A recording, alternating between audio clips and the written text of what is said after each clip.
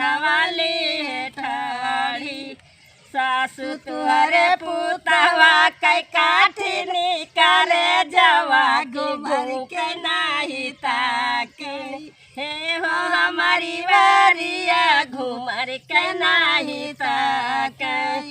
जेठ बाई सखवा कैता पै भूला भूलिया गेड़ुआ वाले ठाड़ी हरे आंगनवा गेड़ुआ वाली ठाड़ी सासु तुहरे पुतवा कै काठी निकाले जावा घूमर के नाही ताके हे हो हमारी बारिया घूमर के नाही ताके